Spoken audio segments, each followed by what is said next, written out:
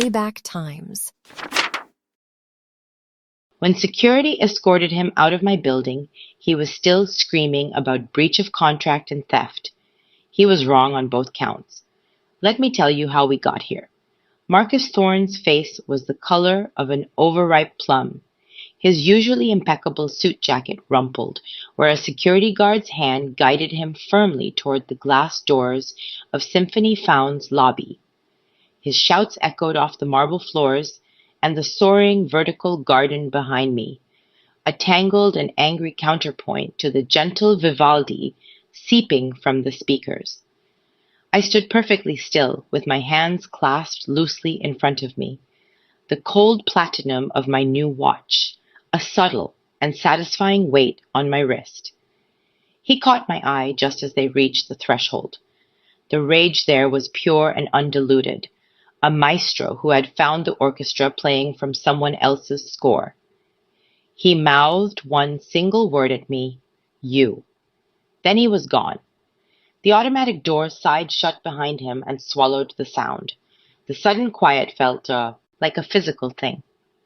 The guard, a young man named Leo, gave me a slight and professional nod before returning to his post. I took a deep breath of air that smelled of freshly brewed espresso from the cafe bar and the clean green scent of the living wall. This was my lobby, my symphony. His crescendo of control had finally and decisively ended. The triumph, hours earlier, had been a quieter affair. The smell was the first difference, old books and lemon wood polish instead of espresso and ambition. My lawyer, Eleanor Vance, kept her office in a pre-war building that whispered of settled estates and careful brick-by-brick legacy. It was a stark contrast to the glass and steel scream of Cadence Creative's downtown tower. Sunlight fell in warm rectangles across her wide oak desk and illuminated the final stack of documents. "The last of the incorporation papers," Eleanor said, with her calm and steady alto voice. She slid them toward me. "Articles of Organization for Symphony Found, LLC. Once you sign, it becomes real." The pen felt heavy, not with dread, but with a potent and humming certainty. This was the downbeat. I scrawled my signature, Alina Sharma, with a flourish I had not used in years. The ink was a deep and permanent blue. "And you are certain about the name?" Eleanor asked, while a small smile played on her lips. She had been my guide through this entire and meticulous process, a true legal virtuoso. "Symphony Found," I said, testing the sound of it in the hushed room. "It works perfectly. It suggests something complete and collaborative and discovered, not manufactured, not owned." Eleanor nodded, while she gathered the papers into a neat folio. "Just remember this, Alina. He will come for you. The non-compete he will claim you violated is notoriously broad. We have structured everything by the book. Your new company does not solicit his clients. You have waited out the garden leave period. Your offering is distinct. But Marcus Thorne does not fight fair. He only fights to win." I thought of Marcus's face purple with outrage. "I'm counting on that," I said, and my voice was quieter than I had intended. The memory of how I had gotten into his cage, however, began with a very different kind of music. 18 months earlier, the music was the thumping bass line of ambition piped through the state-of-the-art sound system of Cadence Creative's main conference room. It was my very first day. "People, gather up. A moment of your precious and creative time." Marcus Thorne commanded a room without ever raising his voice. He simply opened the door to the conference room, which was dubbed the Green Room, despite being various shades of gray, and stood there with a smile on his face. He was in his element, wearing designer jeans and a cashmere sweater, looking like a man who had just come from a successful pitch meeting on a yacht. He was 50, but his energy was that of a 30-year-old startup founder, all focused charisma. "I have robbed the vaults of Lumina Records," he announced as we all drifted in. A dozen faces turned to him, some curious and some politely bored. I have brought us a secret weapon. Alina Sharma, everyone. All eyes turned directly to me. I felt a flush of pride that was quickly tempered by professional poise. This was the move I had wanted for so long. Cadence was smaller and nimbler and hotter than the corporate behemoth I had left behind.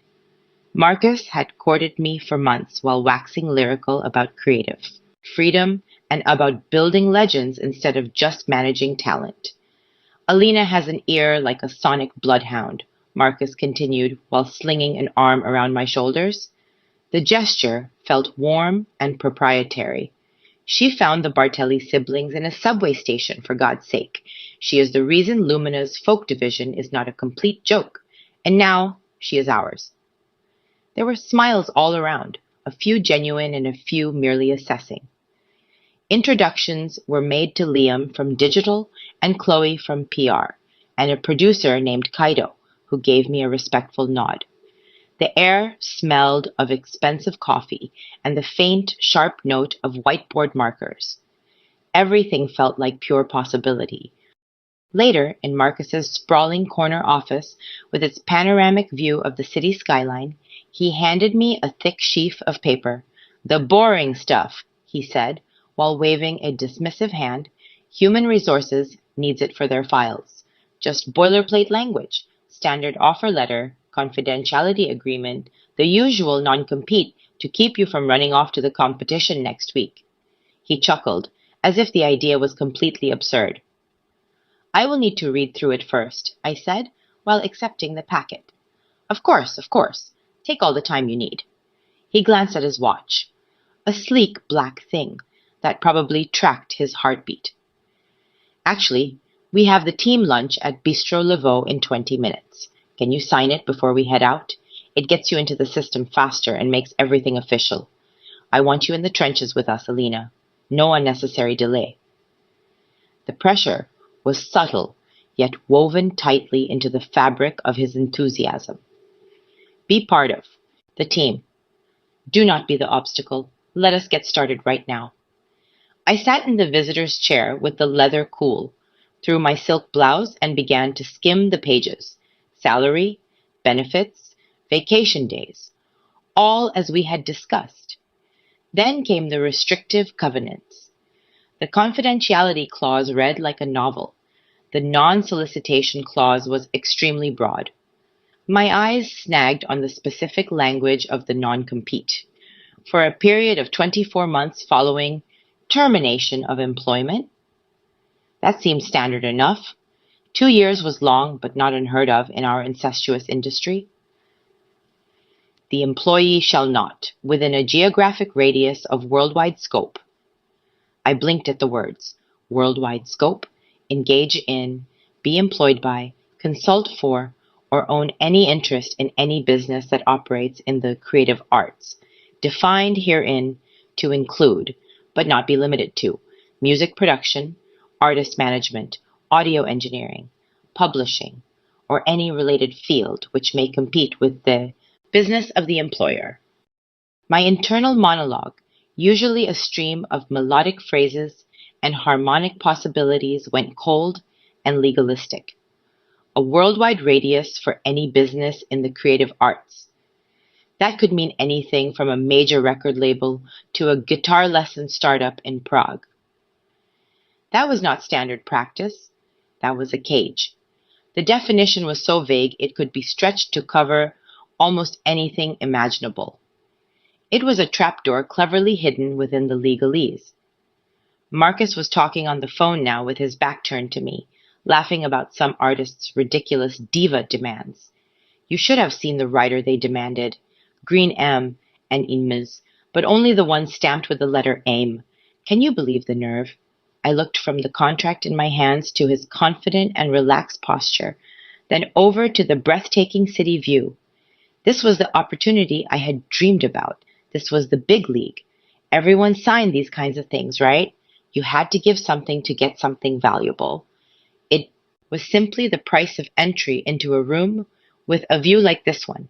The dramatic irony of that thought now is a sour note I can still taste upon my tongue. I rationalized the decision to myself. I was here to build a career, not to plan an exit strategy. I would not need to compete with him later.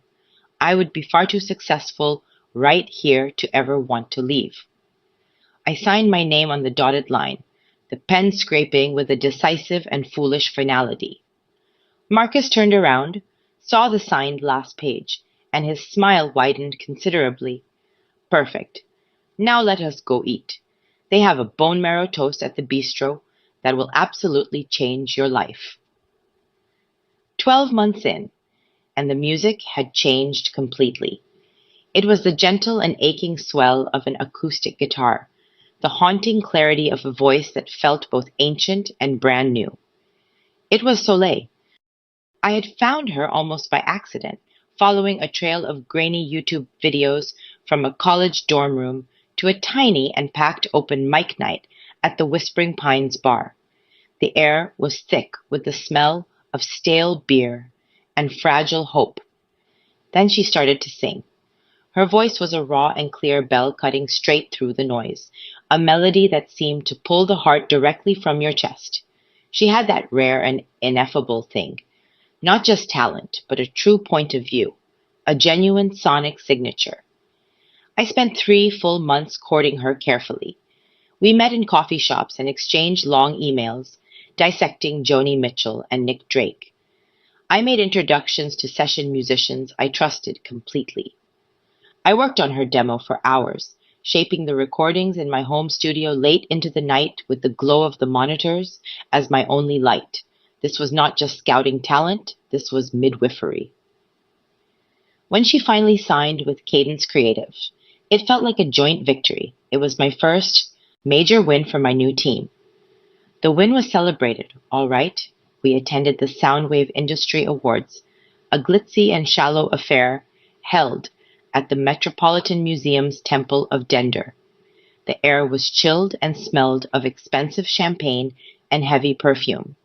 Marcus held court near the bar because Soleil's debut, EP Northern Lights, had just won Best New Artist. A reporter from Music Biz Weekly shoved a recorder toward his face. Marcus, this is a huge win for Cadence Creative. Tell us all about discovering Soleil. Marcus did not hesitate for a single second. He slid an arm around Soleil, who smiled while looking a little dazzled by the bright lights. Thank you. It is a testament to our culture here at Cadence. He boomed, his voice cutting easily through the din. We have a nose for true authenticity. I heard a brief clip online called her that very same night and flew her out here immediately. I knew instantly she was the real deal. It is all about vision, you know? Seeing the diamond hidden in the rough. I stood only 2 feet away holding 2 flutes of champagne that were going warm in my hands. My smile felt plastered onto my face. I had heard the clip first. I had made that initial call after weeks of careful listening. I had nurtured the entire deal from beginning to end. The reporter glanced over at me. And you are Alina, right? You work with Marcus on this project? Marcus answered the question for me. Alina has been a great support on this project, he said with a tone that was benign and dismissive. She's part of the fantastic team executing the overall vision. He turned the conversation smoothly back to Cadence's next big initiative. Support, team, executing. The words felt like tiny and precise thefts. He had not just taken credit. He had rewritten the entire composition and demoted me from conductor to second chair violin. I handed Soleil her champagne flute. She gave me a small and knowing look. With a quick squeeze of my arm, she knew the real story. But in this room and under these bright lights, Marcus's narrative was the one being broadcast to the world. I sipped the flat champagne. It tasted of sharp betrayal, and that was just the first bitter course. The final movement of my time at Cadence Creative began with a sudden summons. Alina, Marcus wants to see you right now. Immediately. Chloe from Public Relations poked her head into my office with an unreadable expression. A full year of swallowed frustrations and of watching my work become his trophy had built a constant and low hum deep within my bones. I saved the mix I was editing, a promising but difficult post-punk band I had been shepherding for months, and stood up while smoothing my skirt. Marcus's office felt as imposing as ever. The view outside was exactly the same, but the man behind the desk was completely different. The charismatic ease was gone, replaced by a strained and brittle focus. The market was shifting dramatically. Streaming services had gutted the old revenue models. Rumors of cash flow problems had become the new background noise echoing through the halls. Alina, close the door. I closed the door behind me. The silence felt heavy and expectant. Sit down. He did not look up from his tablet. I sat in the same visitor's chair from my first day. The leather was not cool anymore. It seemed to hold the residual heat of 1,000 difficult conversations. We need to talk about your trajectory here, he began, before finally setting the tablet down. The promotion to head of artist development, the associated raise. My heart, stupidly, gave a little lift of hope. After a whole year, after Soleil's success, surely now. It is on hold, indefinitely. The board is mandating aggressive budget restructuring. All non-essential personnel advancements are completely frozen. Non-essential. The word landed like a physical blow straight to my stomach. The hum in my bones rose instantly to a sharp and painful whine. I understand market pressures, Marcus, I said, while keeping my voice level and professional. But my talent pipeline is one of the healthiest in the entire company. The post-punk project and the R&B singer from Atlanta I found. These are your future revenue streams. Developing them is absolutely essential. And we value that contribution, he said, the phrase as empty as a sampled drum loop, which is precisely why I have a critical new assignment for you. My nephew, Jason, is joining us next week. He is a bright kid with a fresh MBA. He needs to learn this business from the ground up. I want you to mentor him directly. He will shadow you and learn the ropes of artist and repertoire and project management. Consider it an investment in the future leadership of Cadence Creative. I stared at him in utter disbelief.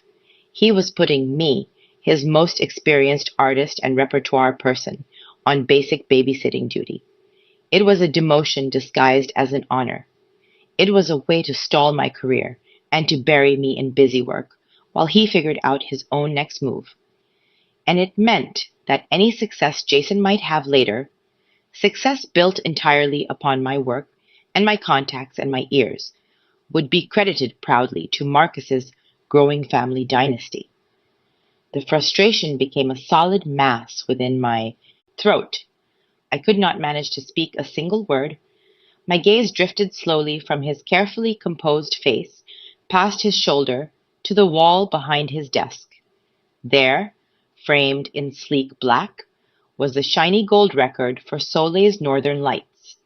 The overhead light glinted brightly off its surface. I looked for my own name. In the small print at the very bottom, the credits listed Executive Producer as Marcus Thorne, Artist and Repertoire Direction by Marcus Thorne. My name was completely absent. I was not a footnote, I was an erasure. In that single moment, all the various threads, the stolen credit, and the frozen promotion, and the insulting new assignment, and the gleaming Shoeming Nonai gold record, pulled completely taut. And they all led back directly to one thing, the document I had signed on my very first day, under the subtle pressure of a team lunch. The contract was not just a set of rules. It was the lock on my personal cage. He owned my work. He owned my time. And that non-compete meant he believed he owned my future too. I was trapped inside his symphony, forever playing his score, destined to remain forever in his shadow. I looked back directly at Marcus. He was waiting patiently for my compliant acceptance. I did not give it to him. I just stood up slowly, gave a single and slow nod that promised absolutely nothing, and walked straight out of his office. The hum deep within my bones was not frustration anymore. It was the first faint and vibrating note of a brand new melody. It was the sound of a key being carefully forged. The cease and desist letter arrived on a Tuesday, tucked between a utilities bill and a postcard from a music festival I'd missed. The envelope was thick and expensive, the address printed in a severe, authoritative font. The return label made my breath catch. Thorne, Whitaker, and Locke, attorneys at law. My kitchen, usually a place of morning calm, with the scent of ginger tea and the soft hiss of the radiator, turned cold. I slit the envelope with a butter knife, the sound obscenely loud. The letterhead was a wall of text. My eyes, trained to read musical scores quickly, scanned the legal language, picking out the phrases designed to intimidate. Breach of the non-compete and non-solicitation provisions of your employment agreement. Misappropriation of trade secrets, namely the proprietary artist relationship with the performer, known as Soleil. Immediate and irreparable harm to Cadence Creative. Demand that you cease all planning and development of any competing business venture and disgorge any profits. Legal action, including injunctive relief and pursuit of monetary damages. It was signed by a senior partner. Marcus hadn't just heard rumors. He'd lawyered up. He was making it official. The paper trembled slightly in my hand. This wasn't just office politics anymore. This was a direct threat to everything I was building, to my livelihood, to my name. The $50,000 in lost wages and promotion was now a potential down payment on a legal battle that could bankrupt me. The fear was a sharp, metallic taste at the back of my tongue. But beneath the fear, a colder, harder current began to flow. He'd sent a formal letter. He'd made it a matter of record. That was a mistake. It meant I could now formally respond. I placed the letter on my worn wooden kitchen table, smoothing its crisp edges. The sunlight caught the embossed logo. I remembered the first time I'd felt the lock of that cage click shut, not with a bang, but with the casual scrape of my pen. And I remembered when I decided to start looking for the key. 9 months earlier, the air in my home office had smelled of dust and determination. It was a week after the promotion denial and the insulting assignment to mentor Jason, Marcus's nephew. The hum of frustration had crystallized into a clear, single note. Document everything. It started simply. A dedicated, password-protected folder on my personal laptop, nowhere near the Cadence Creative servers. I began saving emails, not just the obvious ones, but everything. The initial pitch I'd sent Marcus about Soleil, with my detailed analysis of her market potential. His one-word reply, interesting. My follow-up emails outlining the development strategy, the budget for her demo sessions, his approvals, always brief, always from his phone. Then the emails after the Soundwave Awards. A politely furious message from Soleil's manager. Alina, Soleil is deeply uncomfortable with Marcus's narrative. She credits you entirely. Can we correct the record? My forwarded plea to Marcus. His response? Tell them industry perception is reality. We're a team. It's good for her brand to be seen with the top. I saved it. I began a journal, not a diary of feelings, but a clinical log. March 14th. Spent 3 hours with Jason Thorne explaining basic royalty structures. He took notes on his phone. I do not believe he retained the information. March 22nd. Presented post-punk band The Gray Areas demo to Marcus. He said, too angular. Shelve it. I noted his feedback verbatim. Where it was legal, a one-party consent state, I started recording our one-on-one conversations on my phone, buried in my bag. The sound quality was poor, but the words were clear. I captured him dismissing my ideas, only to present them as his own in team meetings days later.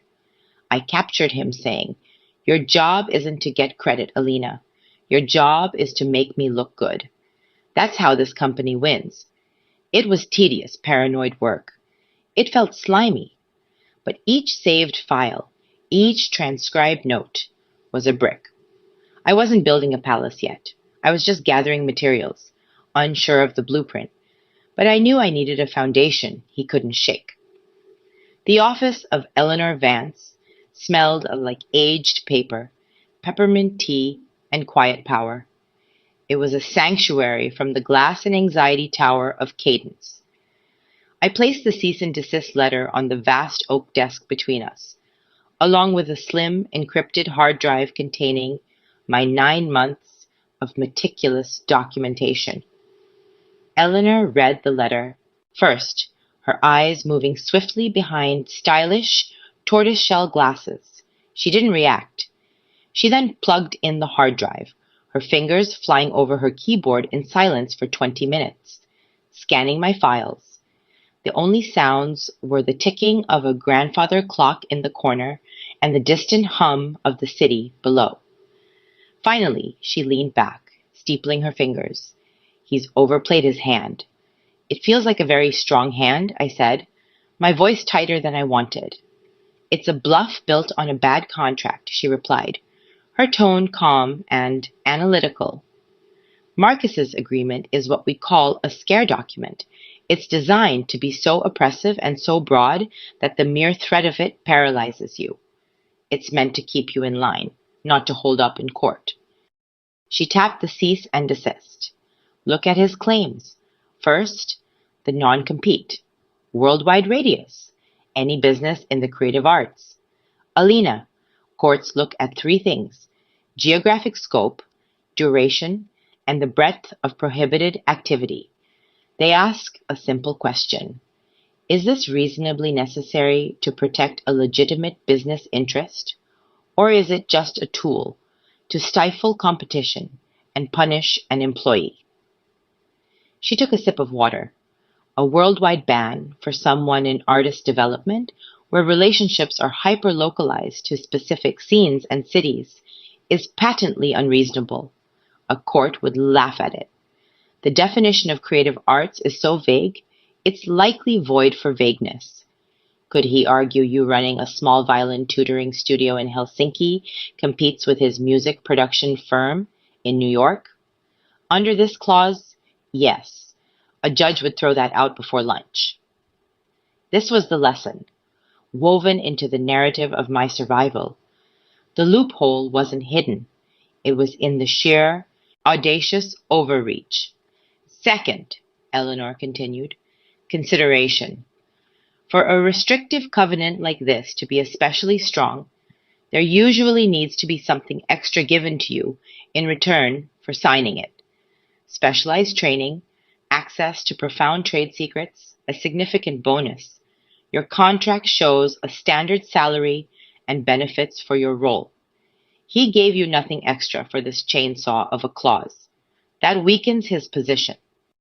She then pointed to the trade secrets claim. This is the most revealing. He claims your relationship with Soleil is his trade secret. That's nonsense. A trade secret is a formula, process, or compilation of information. A human being with free will is not a trade secret. Your recordings show Soleil reached out to you independently, repeatedly, for advice even after the award incident. You've carefully maintained a personal friendship, separate from business. Your texts, which you wisely saved, are about book recommendations and hiking trails, not contract terms. He doesn't own that relationship. He's trying to own a person, and the law doesn't look kindly on that. Hearing it laid out so logically was like hearing a dissonant chord finally resolve. The fear began to recede, replaced by a soaring, focused anger. He hadn't just been unfair. He'd been legally sloppy, relying on intimidation over substance. "So what do we do?" I asked. Eleanor's eyes gleamed. With strategic ferocity. We don't wait for him to sue. The best defense against a bully with a bogus claim is a powerful offense. 6 months before the letter, the offense had begun in small, careful ways. Acting on initial, hypothetical advice from a lawyer friend of a friend, a discreet coffee chat that never appeared on any bill, I had started to compose my counter melody. It had to be played pianissimo, below Marcus's hearing. My friendship with Soleil deepened, but its nature changed. We explicitly stopped talking about cadence or the industry. Our communications became purely personal. I went to her yoga studio's opening. She came to my apartment for a home-cooked Kashmiri Rogan Josh, filling my kitchen with the smells of cumin and cardamom. We talked about our families, the existential dread of turning 40, the best parks for quiet walks. I was, intentionally, being a friend. Not a mentor, not a business contact. A friend. It was real. And that was its protective power. Simultaneously, I started to build a new network in a space so adjacent it might slip under the radar of his overly broad creative arts definition. I volunteered as a mentor for a nonprofit called Arts for the Ages, which paired professionals with seniors in assisted living facilities who wanted to write memoirs or compose music for their grandchildren. It was pro bono, utterly non-commercial, and spiritually miles away from the cutthroat world of pop production. I spent Tuesday evenings in a sunny community room that smelled of lemon polish and oatmeal cookies, helping a former jazz drummer named Arthur Peace together a digital album of his old compositions for his great-granddaughter.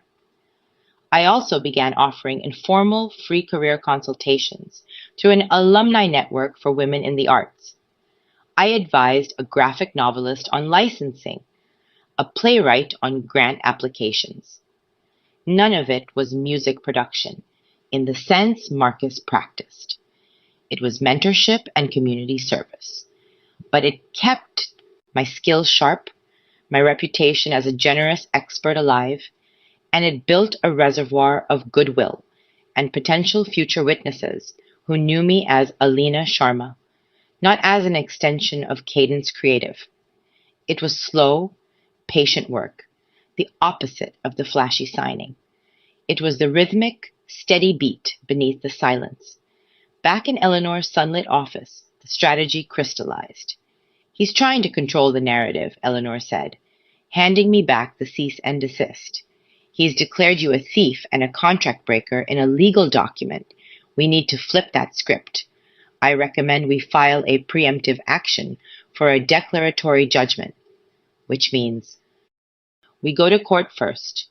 We ask a judge to look at this monstrous non-compete and declare it invalid and unenforceable. We paint him as the overreaching bully trying to prevent a former employee from earning a living.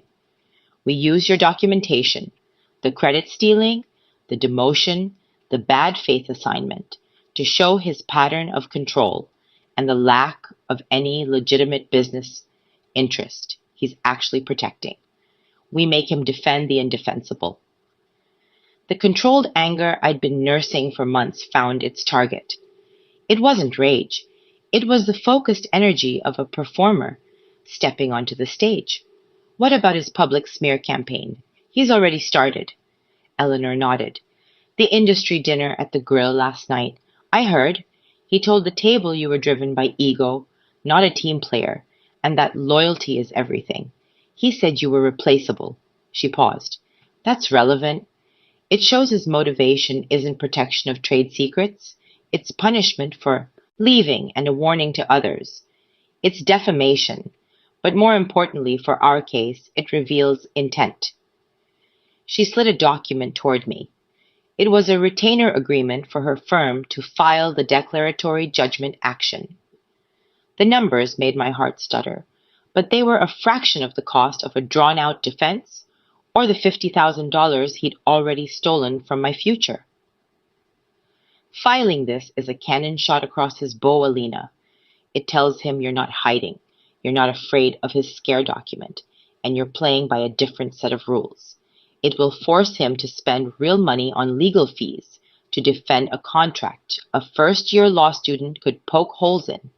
It exposes his bluff. I thought of Marcus at the industry dinner, holding a glass of bourbon, smiling as he assassinated my character. I thought of him on my first day, calling me a secret weapon. I thought of the gold record on his wall, my name scrubbed from its surface. I picked up the pen on her desk.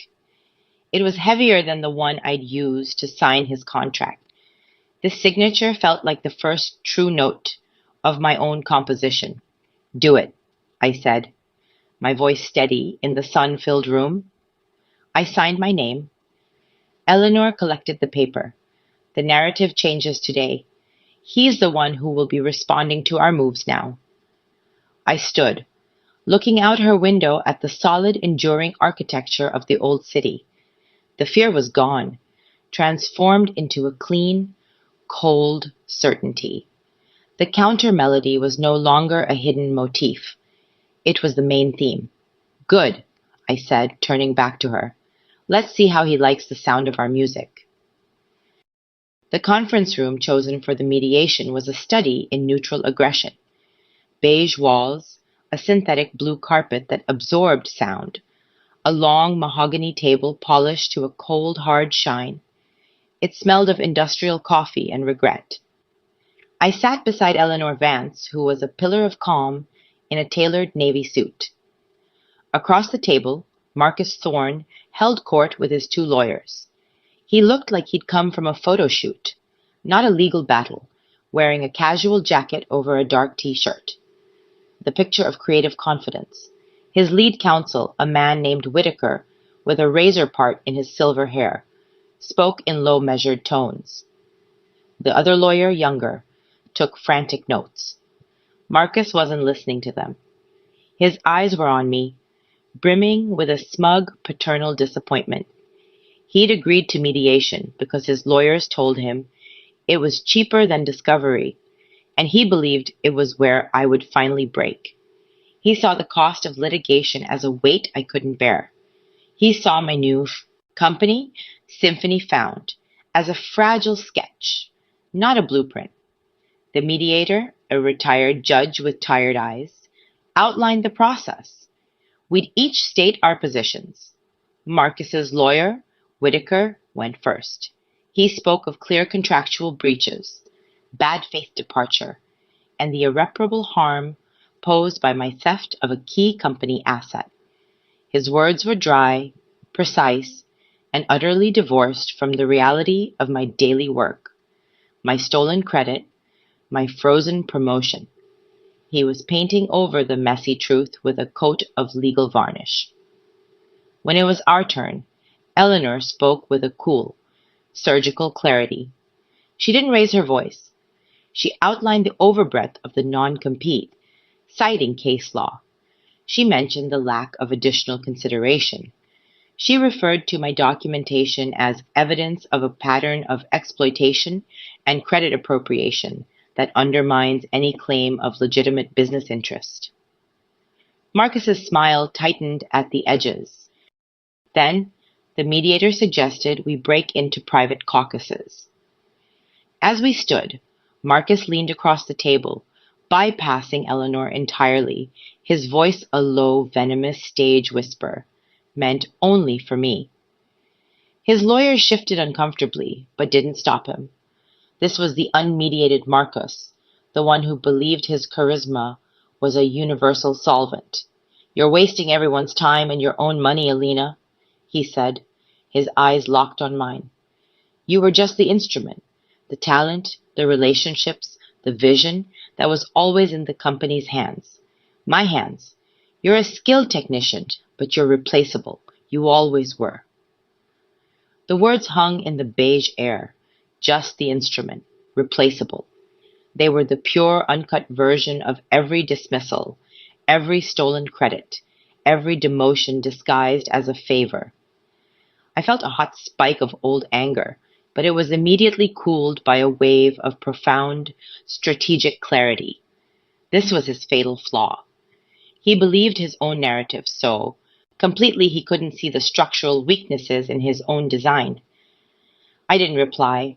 I simply looked at him, let him see the absolute absence of fear in my eyes. Then I nodded to Eleanor. We walked to our assigned private room. An hour later, we reconvened. The mediator looked weary. Whitaker had clearly tried to rein Marcus in, but the CEO's impatience was a physical force in the room. He wanted surrender, not negotiation.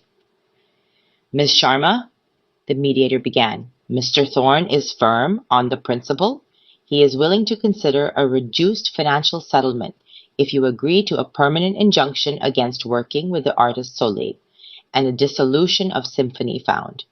It's a generous offer to avoid further costs. It was a breathtaking insult. He wanted me to pay him, give up my business, and abandon my artist. He thought the looming legal fees were a gun to my head. Eleanor placed a gentle hand on my arm. A silent question. I gave her a small, sure nod. We have a revised position, Eleanor said. Her voice was no longer just calm. It was the quiet before the fortissimo. She slid 2 documents across the polished table. They traveled soundlessly until they stopped in the center, directly under the harsh fluorescent lights. The first, Eleanor said, is our filed motion for summary judgment on the declaratory relief action. You'll find our argument supported by case law and by Ms. Sharma's extensive documentation that the non-compete is per se unreasonable and unenforceable. A hearing is set for 6 weeks from now. Whitaker picked it up, his eyes scanning. The younger lawyer peered over his shoulder. Marcus waved a dismissive hand. A delay tactic. Expensive. The second document, Eleanor continued, her gaze now fixed on Marcus, is a signed letter of intent. It is not, I should clarify, with Ms. Sharma.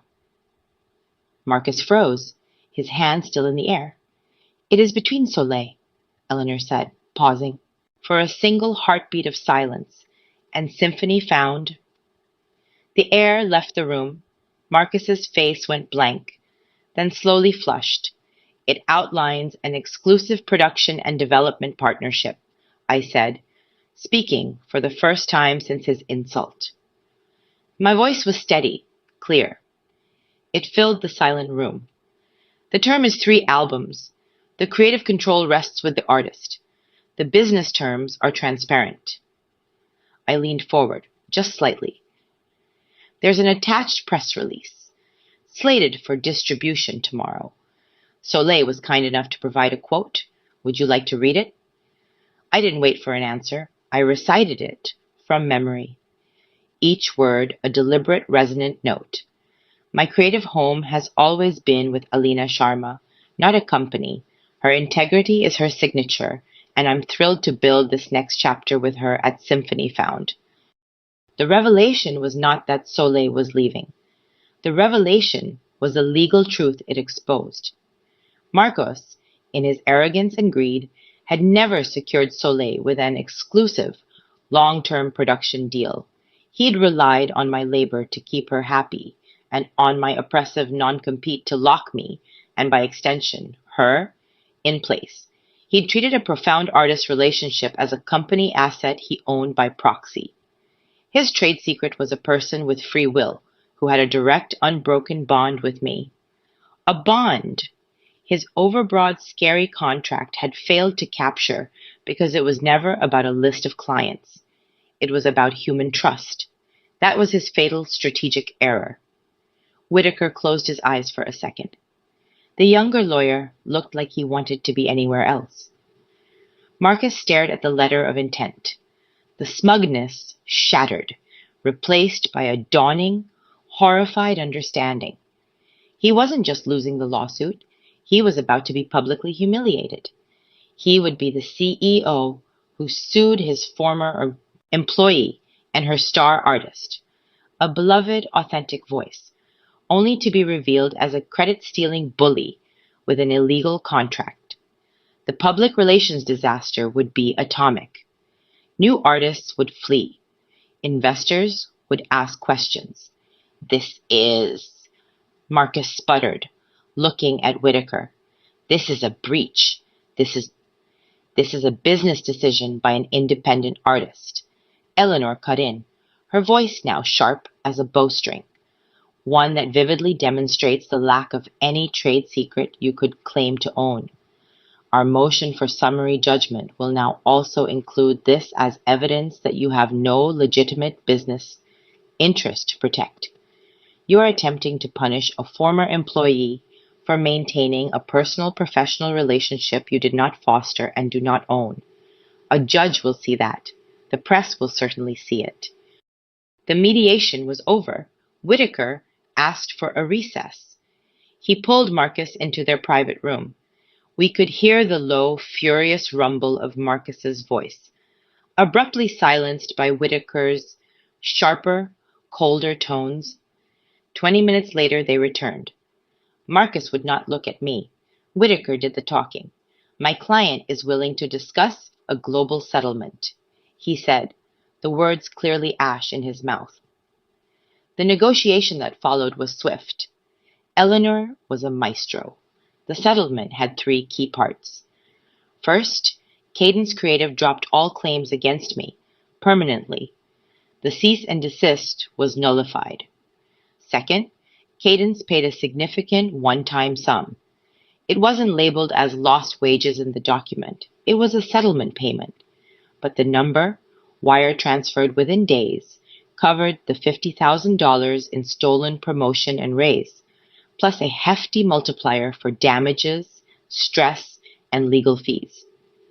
It was the seed, capital symphony, found desperately needed. Third, and most importantly, for the lesson learned, we agreed to a new, narrowly tailored non-compete. This was the model of what a fair agreement looked like. It lasted 6 months, not 2 years. It was limited to direct competitors in music production and artist management within the city limits, not a worldwide radius for the vague creative arts. It protected Cadence's legitimate tangible interest, their active client list, and ongoing negotiations I'd been part of, without being a punitive life sentence. I signed it without hesitation. It was reasonable. It was professional. It was the kind of contract I would later use as a template for my own company. We signed the final settlement agreement right there in the beige room. The scratch of pens was the only sound. When it was done, Marcus stood, his charisma finally utterly extinguished. He looked hollow.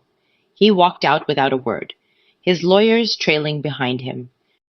Eleanor and I packed our things in silence. As we stepped out into the hallway, the normal sounds of the office building, a copying machine, distant laughter, a phone ringing, felt like a symphony. You composed a perfect final movement, Eleanor said softly.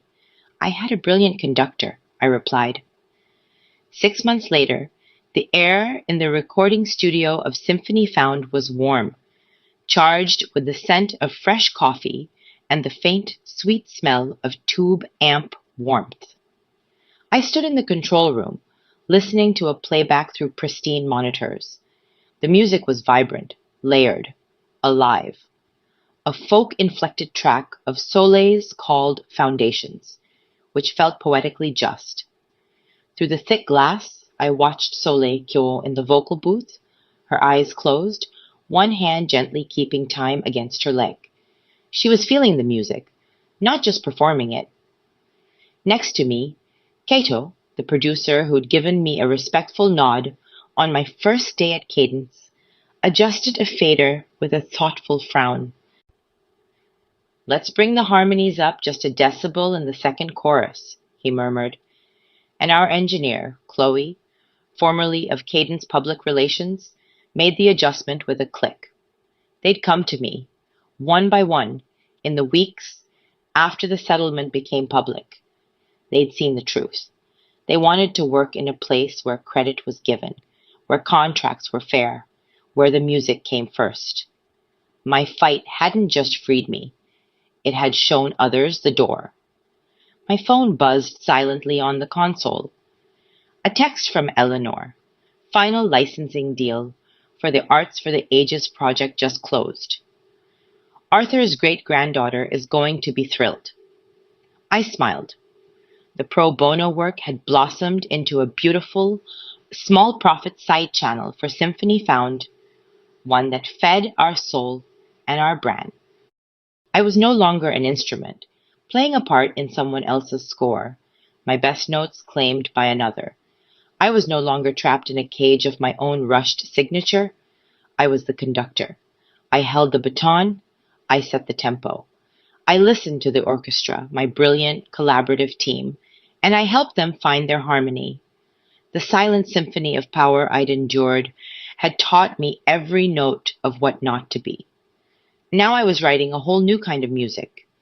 The crescendo of control was a distant, fading echo. This was the fortissimo of a future, built note by honest note.